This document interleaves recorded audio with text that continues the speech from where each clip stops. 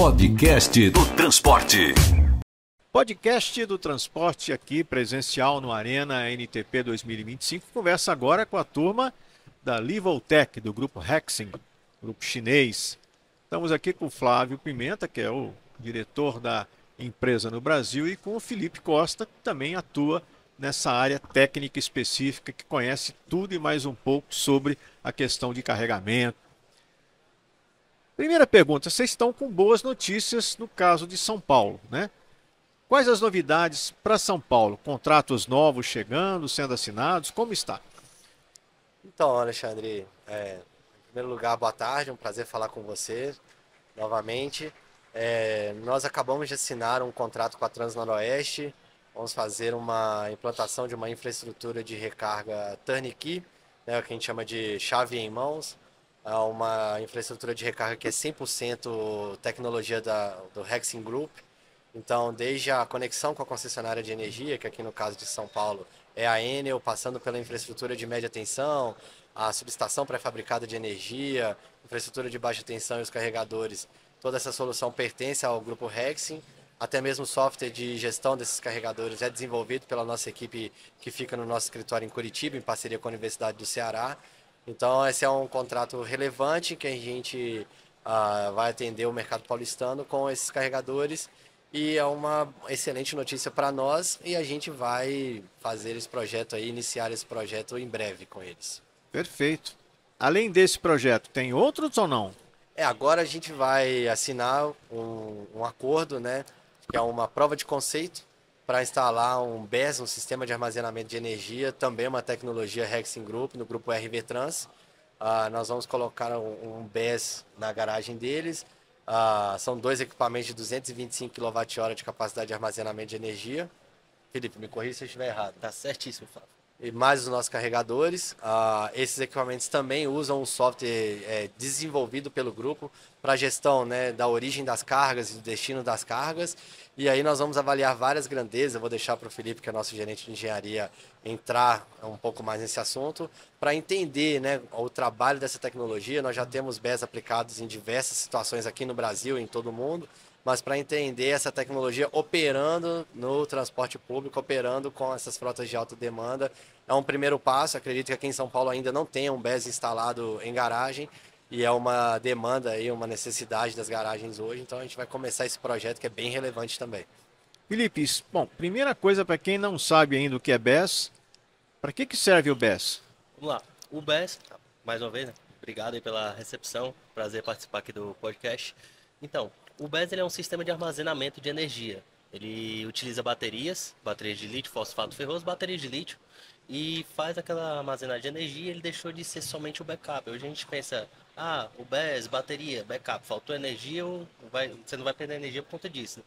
Você consegue fazer controle de demanda, ou seja, a garagem tem, por exemplo, 3 megas contratado, toda vida que ela ultrapassa, ela paga uma penalidade. Então o BESS veio para suprir essa demanda extra, fazendo com que ele não pague essa penalidade. Então isso é uma das funcionalidades. Questão de horário ponta, fora ponta, isso tudo a gente consegue corrigir através do BESS. Então isso é uma das possibilidades de integração do BESS aos sistemas. Isso eu não sabia, porque o BESS serve como regulador mesmo. Sim, até questão de qualidade de energia, você tem tensão baixa, tensão alta, questão de reativos na rede, tudo isso o BESS consegue corrigir. Então ele tem diversas funções, como eu falei, parou de ser somente uma fonte de backup. O BESS é importante ressaltar, Pelé, que ele tem um retorno sobre investimentos. Né? A gente sabe que no horário de pico a energia fica muito mais cara, e quando você evita o uso da energia no horário de pico, você passa a economizar durante algum período, você economiza dinheiro, economiza recurso, e o BESS se paga ao longo dos anos, né? Eu acho importante dizer também, né, Felipe, a gente tem experiência de BESS em Campinas, já levamos até alguns operadores aqui de São Paulo para conhecer, que o BESS ele pode ser alimentado de diversas fontes. Nosso BESS que está instalado em Campinas, por exemplo, ele é alimentado pelo grid da concessionária, que no caso lá é a CPFL. Ele também é alimentado por uma planta solar que foi construída por nós, porque a Hexen, através da Livoltech, é fabricante de inversores solares, né? E também é alimentado por uma usina a gás biometano, né? Então, se houver uma dificuldade de acesso um problema com a rede de energia e você tiver acesso ali a gás biometano ou alguma coisa nesse sentido, ele pode ser alimentado também por um gerador a gás biometano. Isso traz uma segurança para a operação da Sim. frota, mesmo em caso de interrupção de energia, né? Ele, assim, o mais interessante é a questão do sistema, né? O sistema que trabalha com o BES que gerencia tudo isso. Então, esse sistema também desenvolvido pela gente, ele traz toda essa inteligência. Você pode configurar exatamente o que você precisa na sua operação. Como é a sua curva de carga, qual é o seu perfil de geração de energia. Então, tudo isso configurado faz essa micro-rede funcionar de uma forma perfeita. Quer dizer, você consegue como é que programar tudo isso, ou seja, de Exato. forma inteligente. Exatamente. Customizável de acordo com a realidade de cada cliente, né? Então, o software ele vai decidir de onde vem essa carga e em qual momento Em que horário? e horário. Exatamente. Então, como isso vai ser mais rentável para você, né? Menos custoso, e também a questão da priorização das cargas em caso de interrupção, Exato. né? Porque aí você sabe, olha, a gente está trabalhando lá em Campinas, no caso, em uma universidade. Mas no caso, por exemplo, se você tiver uma interrupção, você vai priorizar o laboratório ou o ar-condicionado da sala do reitor? Talvez ali você tenha que salvar algumas amostras no laboratório. Claro. Então, essas definições partem do cliente e quais cargas serão priorizadas nesse caso. Entendeu? Mas no caso de transporte público é uma questão bem mais imediata e E claro, né? O lance do transporte público hoje é a capacidade de a concessionária conceder o aumento de carga do cliente. Por exemplo, a gente está no meio do centro de São Paulo, tem uma garagem lá, a limitação dela é 3 megas e ela precisa fazer uma obra de infraestrutura para poder colocar mais carregadores veiculares. Muitas das vezes as obras ou são inviáveis por conta de passagem de cabo, ou são obras milionárias, que se você fizer o estudo de viabilidade através do OBS, ele consegue fazer uma outra função, que é justamente o aumento da capacidade de carga do cliente, ou seja, eu tenho uma demanda de 3 megas, durante o dia passa basicamente essa demanda livre, só que na hora de estar carregando com os carregadores veiculares, ele ocupa esses 3 megas, e ele não consegue expandir sua frota porque não tem carregador. Você passa o dia armazenando a energia no BES, às 20 horas lá, 20 não, umas 15 horas armazenando a energia no BES, utilizando os 3 megas, que hoje a demanda contratada é o bem precioso das garagens, e na hora do carregamento você vai expandir, ou seja, você vai ter os seus 3 megas, e quando ultrapassar a energia necessária, você vai utilizar o BES, ou seja, você consegue aumentar a sua capacidade de carga. Exemplo, se você tinha 20 carregadores, você consegue ter 40 agora. Consegue comprar mais ônibus, consegue botar mais rotatividade na garagem. E em tempo mais hábil, né? Porque Exatamente. você migrar para uma alta tensão, hoje se discute algo em torno de 36 meses, 48 meses, com alto investimento e que ainda é variável, né? O BES você tem um controle de custo variável, fica um critério até mais isonômico para remunerar essas garagens em relação a isso. E você tem 6 meses aí a 8 meses para uma implantação, né? Exato. Mas vamos a um exemplo fictício. Uma cidade da média do interior, por exemplo, seja de São Paulo, qualquer outra, resolve começar o processo de eletrificação. Não vai começar 100%, porque ninguém começa 100%, claro, mas ele precisa saber começar pelo jeito certo. A Livoltech dá toda essa consultoria para ele, tipo, qual é a melhor maneira de fazer isso, se é através de uma PPP, se é através de uma licitação, o que é melhor licitar, como é melhor produzir, o projeto para essa coisa se sustentar, é bom comprar energia pelo Mercado Livre, é feita toda essa consultoria? Nesses momentos, Pelé, eu gosto de conectar as cidades com o nosso time técnico, porque aí eu acho que fica um critério mais isonômico de decisão e a gente coloca essa cidade em contato com o que realmente importa, que é entender a viabilidade técnica desses projetos, né? Mas a gente consegue auxiliar no processo de relacionamento com as concessionárias, os estudos, os pré-projetos, o que é necessário para fazer essa solicitação de aumento de demanda, né? A gente chama de AVT, análise de viabilidade técnica por parte da concessionária. Também o dimensionamento da infraestrutura de recarga a partir da definição de frota, definição de rotas e como que vão chegar esses ônibus, a gente consegue auxiliar, né? E aí a gente vai ter, pode ser um dos provedores dessas tecnologias para essas cidades ou operadores. A gente consegue dar todo esse auxílio, essa resposta para eles. Aí, se vai ser uma decisão de uma PPP, se vai ser uma decisão de uma compra pública, parte da cidade. No nosso entendimento, sempre que você coloca mais players no mesmo pacote, você cria atravessadores, isso é um fato. A partir do momento que você decide comprar sua infraestrutura de recarga diretamente de quem faz, e é algo que a gente só faz em projetos de alta demanda. Quando são projetos menores, para CPOs, para distribuidores, a gente não trabalha com a implantação completa. A gente procura trabalhar só em projetos de alta demanda, que aí vai envolver subestação, vai envolver o BES, vai envolver o comissionamento. Aí, acho que faz mais sentido a entrada de um fabricante robusto, que vai não só fornecer esse produto, como vai ter aquela robustez do pós-venda, a robustez do serviço e ao longo dos anos, né? Então a gente está falando aí de um produto que, no caso dos carregadores, vai durar mais de 8 anos em campo, podendo durar mais, né? Mas o tempo estimado de vida útil é de 8 anos. No caso das subestações, a gente tem subestações operando há mais de 40, 50 anos sem problema nenhum em campo, mas exige manutenção. Então você tem que ter o resguardo de estar trabalhando com uma empresa robusta, que tem uma estrutura forte no Brasil, é o caso da Rexing, né? A gente já está com 3 fábricas no Brasil, estamos partindo para a 4ª fábrica. Então, assim, eu vejo que neste caso de frotas de alta demanda, pensar em como alcançar a oportunidade de trabalhar com fabricantes desses equipamentos é benéfico para ambos os lados. Acredito nisso. E o mais importante, que eu acho que é a grande dúvida que todo mundo tem, né? Eu lembro que quando começou a discussão de ônibus elétrico no Brasil, a grande questão era a seguinte: sim, mas eu compro um ônibus elétrico e se o ônibus dá defeito? Um exemplo, né? Mesma coisa, o caso do carregador. Eu compro um carregador, moro na minha cidade é tal, dá um problema, e aí como é que eu faço? Eu chamo o eletricista, a quem eu apelo? Ou existe o pós-venda? Isso é muito importante a gente citar. A Rexing, ela tem 3 marcas na verdade, que ela trabalha no Brasil, né? A Electra Energy Solutions, que é uma marca ligada à medição de energia elétrica e distribuição inteligente de energia elétrica e medição de água.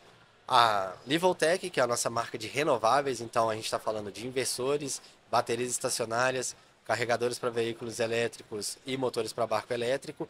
E a Gridfy, que é uma marca nossa ligada a redes de telecomunicação. Mas aí vamos falar da Electra Energy Solutions. A Electra Energy Solutions fabrica uma coisa que é um medidor de energia elétrica. Acho que mais capilarizado que medidor de energia elétrica, só Coca-Cola não é, porque você vai ter que gelar a Coca-Cola, então vai ter energia elétrica lá. Então a gente está no Brasil inteiro e a gente tem 60% do market share de medição do Brasil. Então a gente já naturalmente tem uma cobertura de suporte nacional muito forte. No caso, a América toda, né? Mas a gente já tem naturalmente uma cobertura de suporte muito forte. Então a gente tem, além de nas unidades Fabris, que ficam no Ceará, em Manaus, já tem a estrutura localizada, a gente também tem escritórios em Belo Horizonte, Florianópolis, Curitiba e São Paulo. Então a gente mantém uma proximidade, procura estar sempre perto dos clientes e naturalmente essa estrutura de suporte, essa robustez, ela atende também aos nossos outros produtos, no caso aqui os carregadores de veículos elétricos. Então, é importante saber isso, né? Porque as pessoas acham, não, mas é um grupo chinês, significa que está na China. Pelo contrário, você acabou de falar aqui, já está enraizada, né, no país há muito tempo. Só para você entender, hoje o Brasil é a primeira headquarter fora da China do grupo Rexing. Então, o Brasil é um mercado muito importante para a gente, que a gente consegue atender a América Latina toda com as nossas fábricas daqui. Então, boa parte da Europa e uma parte da África. Então, se tornou um ponto estratégico. Então, assim, não é uma empresa que vai te trazer um escritório ou um representante. Não, a gente tem estrutura, fábrica, investimentos milionários. Então, assim, vai te trazer aquela segurança de comprar o equipamento, saber que a solução vai ser duradoura, saber que você tem onde bater na porta. Então, isso é uns pontos cruciais aí na decisão de trabalhar com o fabricante que está no local. Eu acho até importante pontuar, desculpa te interromper, mas acho importante pontuar a nossa estrutura local, né? A gente tem essas 2 fábricas de medição de energia e de água no Ceará, em Itaitinga, né? A gente tem a fábrica em Manaus, hoje no Distrito Industrial 2, é uma fábrica, assim, sensacional, estão convidados a conhecer. Acho que eu venho da indústria de eletrônica, conheço a indústria de eletrônica, é a fábrica mais interessante que eu já vi, assim, que é onde a gente fabrica renováveis, e lá ainda é uma fábrica que tem espaço de crescimento, né? E a gente acabou de adquirir um terreno de 250 mil metros quadrados também no Ceará, onde a gente vai construir no mesmo terreno serão 6 fábricas, né? A gente tem fábricas, vai ser uma espécie de um estádio de futebol, né? Mas a gente vai fabricar, ampliar a fábrica de medidores de água, né? Que a gente hoje, a capacidade produtiva não acompanhou as vendas. A gente fabrica um medidor que é um medidor ultrassônico, é um medidor diferente, não é mais aquele girinho que a gente vê na casa da gente, é via fecho de luz, então você não vai pagar mais ar, vai pagar só água. né? A gente vai fabricar subestação pré-fabricada de energia também no Brasil, religadores, e vamos fabricar baterias estacionárias também aqui no Brasil e as subestações pré-fabricadas. Então o grupo ele tem um apetite de investimento muito forte, acabou de investir 100 milhões de reais na fábrica de Manaus e pretende investir 300 milhões de reais nessa nova fábrica que deve ficar pronta até 2027. Isso. Né? Hoje a gente tem 2 mil colaboradores no Brasil e quer chegar até 5 mil em 2027. Questão de tecnologia, a gente traz o conhecimento de lá e compartilha com o conhecimento do Brasil. Então a gente fomenta a questão de P&D no Brasil, a gente tem equipe de P&D. Então isso é interessante, essa troca de informações tecnológicas. A gente não está só trazendo a linha de montagem e deixa lá, não. Desde a fabricação, desenvolvimento de hardware, software, tudo. Então a gente tem um time local que faz aqui, então a gente investe nessa questão de tecnologia no país. Isso é um dos pontos bons também de comentar. Bom, mas se alguém está achando que é só isso, tem também motor elétrico para barco. Tem também. Pelé, esse é um assunto que eu gosto muito. Eu gosto muito de trabalhar com coisa nova e é um produto que tem um impacto social e ambiental muito grande, né? A gente está falando aí de redução de ruído, então impacta a fauna. A gente está falando aí de redução de consumo de combustível, o equivalente por causa da eficiência energética de custo para o pescador, para o usuário disso, é 20% em relação ao custo de combustível original. Redução de manutenção, né? Hoje quem gosta de ter seu barco, quem gosta de coisas náuticas, sabe que a cada passeio ou a cada período que você fica sem andar no motor de barco ali, você vai ter que fazer uma manutenção, uma troca de óleo. O motor elétrico não tem isso. Então a gente vai trazer isso e vai ser uma coisa produzida. Poluição também. A poluição Claro. energia sustentável. E então vai ser uma coisa produzida no Brasil, em Manaus, e é o que a gente está brincando muito. Vai ser do caboclo para o caboclo, né? O nosso primeiro projeto, a gente vai inaugurar um projeto de P&D agora em Manaus, que é o projeto Pixundé. Pixundé é o nome que eles dão para a enguia, né? Para o peixe elétrico. A gente vai doar 25 motores para uma comunidade ribeirinha, uma comunidade de pescadores. E eles vão testar durante 6 meses esses produtos. A gente vai avaliar, né? Porque tem um processo de tropicalização. A gente sabe que o Rio Negro é um rio pesado, né? Então a gente está trazendo esse produto para o Brasil. E você tem motores que vão desde o equivalente a 7 HP, cavalos de potência, motores pequenos, até 125 HP, motores centrais. Então, assim, a gente vai partir desses motores de polpa, que são retirados do barco, até motores que são instalados em catamarãs, até veículos que são utilizados em transporte público, por exemplo, né? Nós tomamos a liberdade de, recentemente, estudar um dos catamarãs ali da Biguá, né?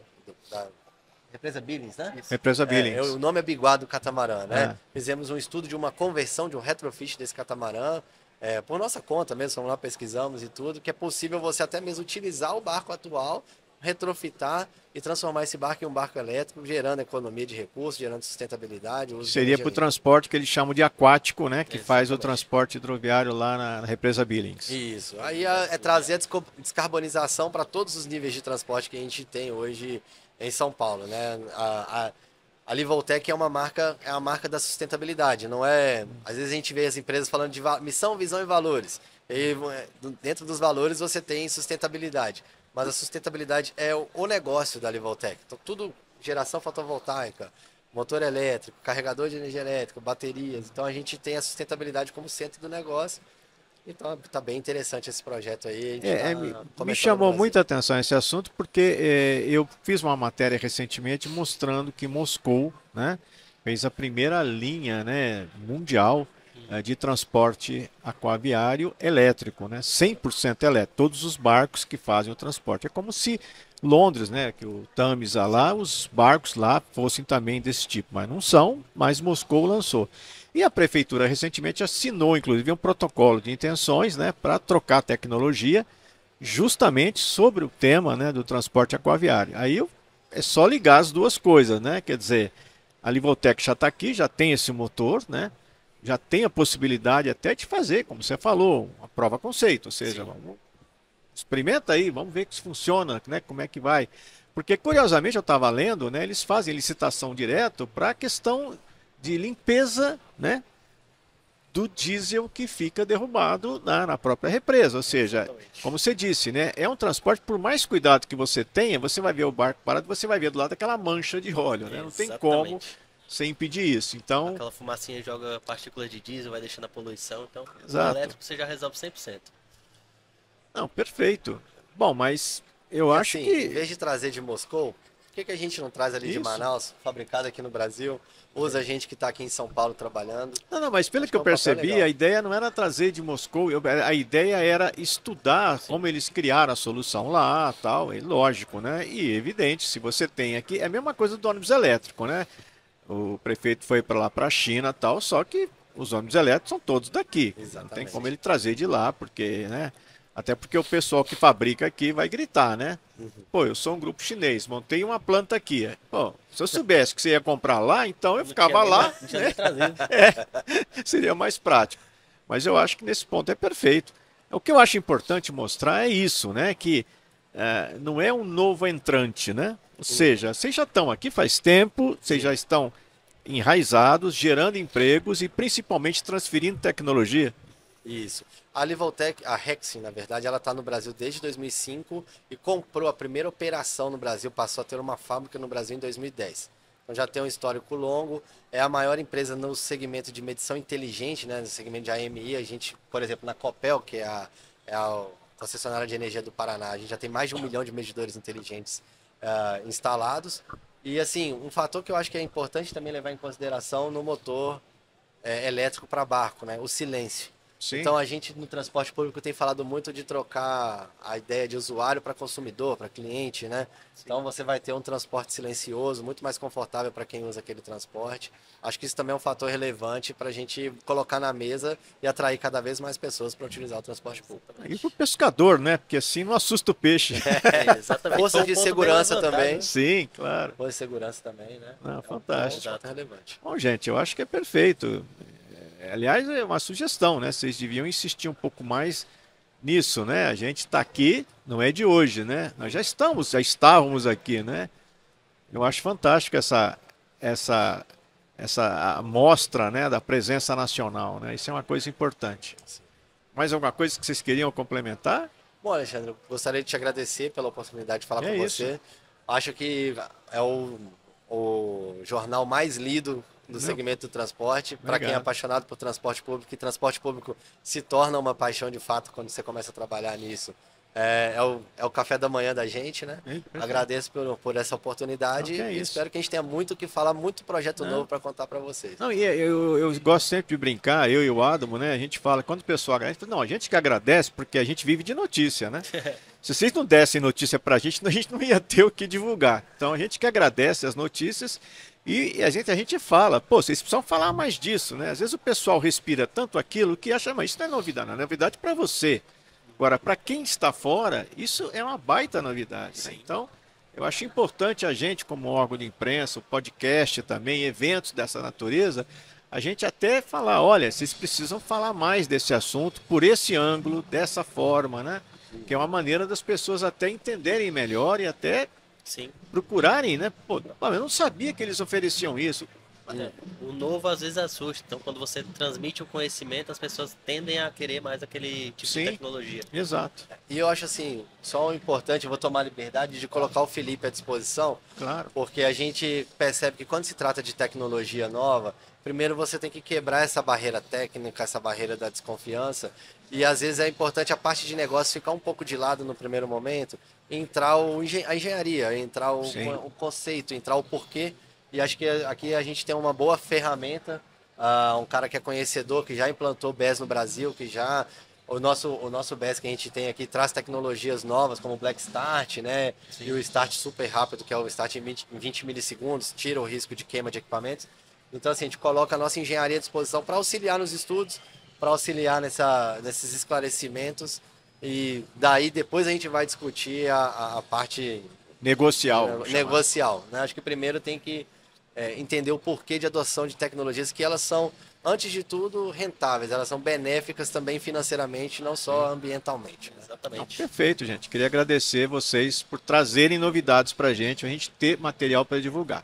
Eu que agradeço Obrigado, então, o gente. convite. Podcast do Transporte.